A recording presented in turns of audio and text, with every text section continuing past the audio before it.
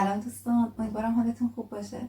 امروز میخوام در مورد گرونترین نسخه خطی ایرانی صحبت بکنم که تصاویرش در حراجی هنری بین 8 تا 13 میلیون دلار درست میشنوید به این مبلغ خرید و فروش میشه و من میخوام در مورد این نسخه خطی، اهمیتش و اینکه چه داستان و سرگذشت این نسخه خطی داشته رو براتون صحبت بکنم. با من همراه باشید. خب، در مورد شاهنامه طهماسبی یا شاهنامه هوتون بخوام براتون یه ذره توضیح بدم که آشنا بشید در مورد این شاهنامه، بدونید این نسخه خطی مصور و نقاشی شده بخواد اطلاعات داشته باشید و بدونید که چقدر این تصاویرش ارزشمنده و با چه قیمتهایی داره خرید و فروش میشه و ارزش گذاری و قیمت گذاری میشه. خوبه که در موردش بدونید. شاهنامه طهماسبی برای دوره صفویه است، یعنی قرن 16 میلادی اجرا شده، تهیه شده، یعنی 400 سال پیش. برای شاه طهماسب تهیه شده، 760 تا برگه داره، 258 تا نگاره داره، به خط نستعلیق، در تبریز تهیه شده. اول این نسخه به دستور شاه اسماعیل اول شروع میشه تهیه‌اش، اما بعد از مرگ شاه اسماعیل در زمان شاه طهماسب پیگیری میشه. به مدت 20 سال طول میکشه تهیه این نسخه، یعنی و مدتها و سالها حدود 40 سال در دربار صفویان میمونه. در اواخر عمر شاه طهماسب که توبه میکنه، حالا نمیدونم واقعا چرا شاه طهماسب توبه میکنه و دیگه از کارهای هنری حمایت نمیکنه، همزمان با به قدرت رسیدن سلطان سلیم دوم عثمانی، پادشاه عثمانی ها، این نسخه به همراه یه سری آثار دیگه و یه سری هدایای دیگه برای تحکیم روابط به پادشاه عثمانی هدیه داده میشه. این سلطان سلیم دوم هم تو پرانتز بگم که پسر خرم سلطان معروف و سلطان سلیمان قانونیه. این نسخه حدود تا قرن 19 تو استانبول بوده و تو کاخ توپقاپوسرای استانبول نگهداری می شده تا اینکه امپراتوری عثمانی سقوط میکنه. حالا به نظرتون چه اتفاقی برای این نسخه میفته؟ این نسخه به دلایل، حالا من متوجه اون دلیلش نشدم و اتفاقی که افتاده، به دست خانواده ثروتمند و بانکدار بارون روتشیلد میفته و این خانواده یکی از خانواده های خیلی ثروتمند اروپایی حساب میشه. تا سال 1959 که آرتور هوتون این نسخه رو میخره. حالا هوتون چی کار میکنه با این نسخه؟ این هم جالبه واقعا برای خود من. این نسخه رو میاد برگ میکنه متاسفانه و برای فرار از بدهی مالیاتی سال 1970 78 برگ از این نسخه رو میاد میفروشه. نه، نمیفروشه. برای فرار از مالیاتی هدیه میکنه به موزه متروپولیتن نیویورک. بقیه برگا خب تو دستش مونده. چیکار میخواد بکنه؟ به شاه ایران که همون زمان در زمان پهلوی، به شاه ایران پیام میده که آقا بیا این بقیه برگاها رو تو بخر از من. قیمت پیشنهادش خیلی بالاه. شاه هم بررسی میکنه، قبول نمیکنه و هوتون میاد بقیه برگه ها رو، یه سریاشو البته همشو نه، میاد تو حراجی مختلف میفروشه. تو همون دوره فقط ایران میتونه یک برگ از این نسخه رو، یه نقاشی رو فقط بخره برای موزه رضا عباسی که تازه تأسیس کرده بوده و این واقعا نشون میده که چقدر همون زمان هم این برگه ها گرون بودن. این نقاشی های این نسخه و کلا این نسخه چقدر همون زمان هم گرون بوده. حالا یه اتفاق جالبی میفته. حالا داستان هی جالب تر میشه. تو سال 1372 بعد از انقلاب، یه فردی که دلال هنری بوده و میدونسته تو مجموعه موزه هنرهای معاصر تهران چه آثاری نگهداری میشه، به نوه هوتون، آرتور هوتون، پیشنهاد میده که آقا تو این برگایی که هنوز دستت مونده، حدود 118 تا برگه دستش بوده، بیا اینا رو عوض کن با یک سری از آثاری که توی مجموعه موزه هنرهای معاصر تهران هست. حالا این تعویض میخواد چجوری صورت بگیره؟ با چی تعویض بشه این 118 برگ؟ با تابلو زن شماره 3 ویلم دکونیگ معاوضه میشه و ایران هم قبول میکنه و این نقل و انتقال تو فرودگاه وین اتریش انجام میشه.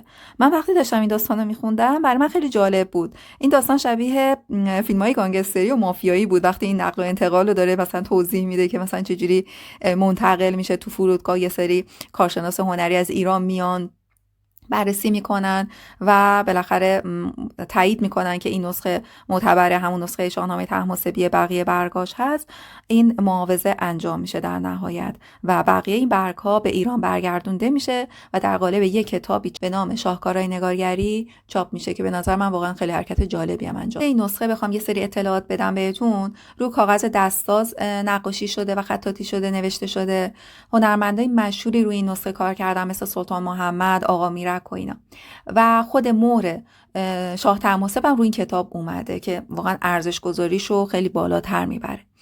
اندازه برگاه این نسخه 48 در 32 سانتی متره و تو حاشیه‌اش از تکنیک افشان، یعنی افشان با طلا انجام شده. یه تکنیکی هست که تو نگارگری خیلی استفاده می شده و خیلی از صحنه‌هاش هم خیلی از طلا استفاده شده. تو تجهیزات لباس‌ها شما نگاه بکنید، تو آسمون و اینا خیلی از طلا استفاده شده. حالا بیاید در مورد یکی از نگاره‌های این نسخه صحبت کنیم که گرونترین نگاره و نقاشی هستش که از این نسخه به قیمت 13 میلیون دلار تو حراجی فروخته شده.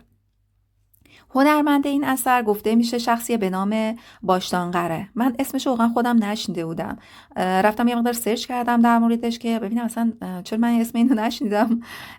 میگن که قزلباش بوده و در ترور نافرجام و ناموفق شاه طهماسب دست داشته و فرار میکنه و بعدش هم مثل که کشته میشه. میگن که این هنرمند خیلی تبحر داشته در ترسیم صحنه‌های رزم و جنگ و اینا و خیلی هم به جزئیات نقاشی توجه داشته و خیلی خیلی خوب این جزئیات خطایی و اسلیمی و اینا رو خیلی قشنگ طراحی می‌کرده. من تو این اثر واقعا ما چه این چیزایی رو می‌بینیم. در مورد اینکه واقعا این هنرمند و نقاش این اثر باشه من خودم هنوز شک دارم. این صحنه، این تصویر داره چی رو نشون میده؟ صحنه کشته شدنه نصیحن به دست بیژن. حالا نصیحن کی بوده، بیژن کی بوده، اینا تو داستان شاهنامه هستن.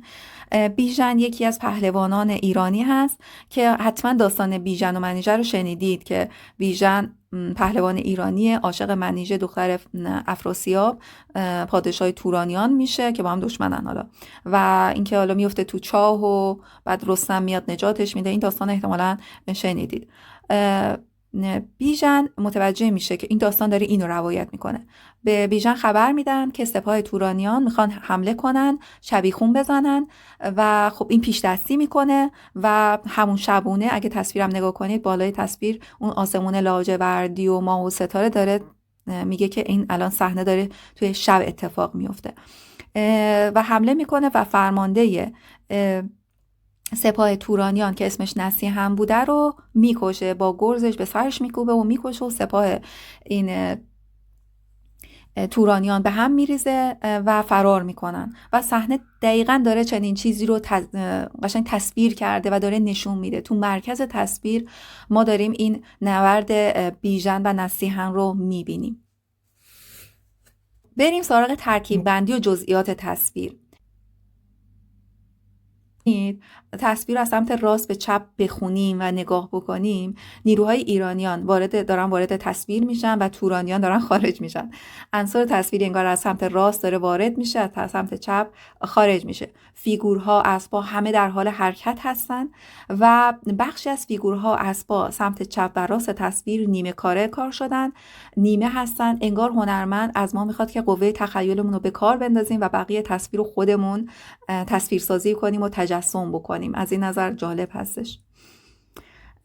به جهت حرکت هم نگاه بکنید، انگار که نیروهای ایرانی دارن وارد میشن، قدرت دارن و نیروهای تورانی دارن با تعجب و با وحشت به عقب نگاه میکنن و در حال فرار به سمت چپ تصویر هستن.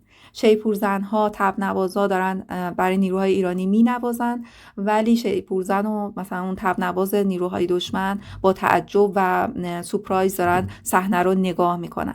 پرچم ایران برافراشته است. به جزئیات تصویر، به زینها، لباسها نگاه بکنید، کلی جزئیات داره و خیلی جالب و خیلی جالب هستن. به این نسخه نگاه بکنید، خیلی خوب نگهداری شده. یکی از دلایل ارزش‌گذاری بالای این تصاویر هم به خاطر اینه که خیلی خوب نگهداری شدن. انگار افرادی که این نسخه دستشون بوده به ارزش و اهمیت این نسخه آگاه بودن و آدمای آگاهی بودن به نظر من. نکته دیگه که بر خود من جالبه اینه که انگار هنرمند از نشون دادن صحنه‌های کشتار، قطع دست و پا و اینا اصلا ابایی نداره، انگار خیلی طبیعی میگه این جنگ دیگه، اینم زندگیه دیگه، بخشی از زندگیه. مثلا ما وحشت رو میتونیم توی چشمان اسب‌ها نگاه کنیم، چشمای هراسان و ترسیده و گشاد شده از ترس اسب‌ها رو نگاه بکنید، به جزئیات چهره انسان‌ها نگاه بکنید. انگار یه تکنیک جنگی بوده که از نیزه‌های بلند استفاده می‌کردن. نیزه‌ها رو نگاه کنید چقدر بلنده که به بدن اسب دشمن میرسیده، خیلی راحت اونا رو از فاصله دور از پا در می‌آورده. هنرمند به همه جزئیات توجه داره، حتی اومده به اون گلوگیا هم توجه داره، از اون غافل نیست که اون صحنه رو با چی داره تزیین میکنه، بک‌گراند و زمینه تصویر رو داره با چی تزیین میکنه، حتی از اون هم غافل نیست، به اون هم توجه میکنه. این نگاهش رو دوست دارم، میخواد بگه زندگی همینه، همه چی با هم هست. هنوز برای من جالبه نحوه قیمت گذاری و ارزش گذاری این آثار به چه صورت انجام میشه، دوست دارم خودم بیشتر بدونم. یه نکته برام جالب بود، اگه کتاب نام من سرخ اورهان پاموک رو خونده باشید، تو اونجا هم از شاهنامه طهماسبی نام برده و میگه نقاشان عثمانی از سبک و تکنیک نقاشی ایرانی تقلید میکردن و این نسخه هم برای 300 سال در دربار عثمانی ها بوده و یه نمونه و الگوی محشری براشون بوده که ازش تقلید بکنن و یاد بگیرن. به نظرم در مورد این نسخه در آخر میخوام چند تا نکته رو بگم که چند تا سوال تو ذهن من اومد. اگه شما سوالایی تو ذهنتون میاد و یا جوابی برای این سوالای من دارید، خوشحال میشم بیان تو کامنت ها بگید. اینکه سوال اولی بودش تو ذهنم این بودش که آیا هنرمندان این نسخه آگاه بودن که اثری که دارن خلق میکنن روزگاری، یعنی چند قرن بعد، این نسخه برای قرن 16 میلادیه، چند قرن بعد این آثارشون با چنین مبلغی خرید فروش میشه و اینکه آیا تو همون زمان هم این نسخه همینقدر ارزشمند رو و گرانبها بوده. این سوالا تو ذهن من میومد. خودم جوابی که تو ذهنم میاد اینه که اول تو ذهنم اومدش که نه، مثلا واقعا کی فکر میکنه که کاری که داره انجام میده یه زمانی مثلا چند قرن بعد قراره که انقدر هنوز تاثیرگذار باشه.